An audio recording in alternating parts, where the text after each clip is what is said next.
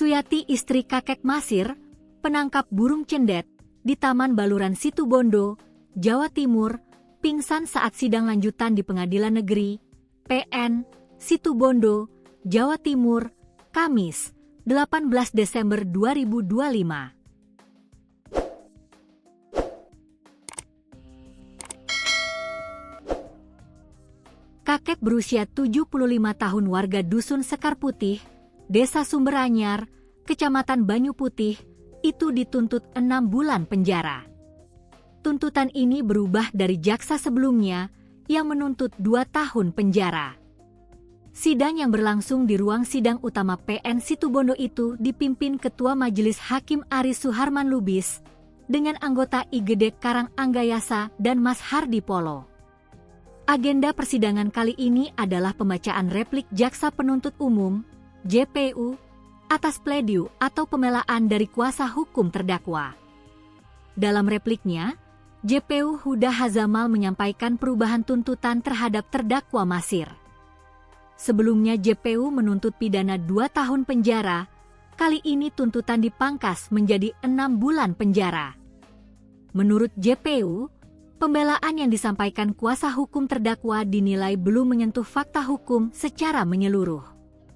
Terdakwa terbukti mengambil 5 ekor burung cendet dan perbuatan tersebut berpotensi merusak ekosistem di kawasan Taman Nasional Baluran, kata Huda Hazamal. Masir didakwa melanggar pasal 40B ayat 2, huruf B Yungto pasal 33 ayat 2, huruf G Undang-Undang Nomor 32 Tahun 2024 tentang perubahan atas Undang-Undang Nomor 5 Tahun 1990 mengenai konservasi sumber daya alam hayati dan ekosistemnya. Dalam replik tersebut, JPU tetap meminta majelis hakim menjatuhkan pidana 6 bulan penjara, dikurangi masa tahanan yang telah dijalani, serta meminta terdakwa tetap ditahan. Sebelum persidangan dimulai, suasana haru mewarnai ruang sidang. Masir yang digiring menuju ruang sidang sempat dipeluk istri dan keluarganya sambil menangis. Istri terdakwa, Suyati, sempat pingsan saat memeluk suaminya dan harus dibopong oleh anak kandungnya ke kursi pengunjung sidang. Meski demikian, persidangan tetap berjalan sesuai agenda. Menanggapi perubahan tuntutan tersebut, Masir memilih tidak memberikan komentar.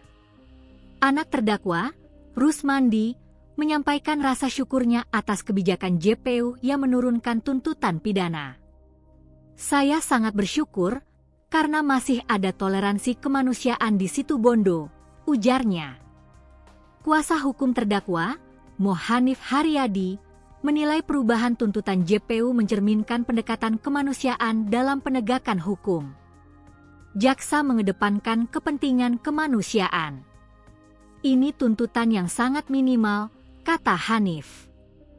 Hanif juga mengaku terkejut dengan perubahan tuntutan tersebut dan menilai JPU telah mempertimbangkan kondisi kliennya yang lanjut usia.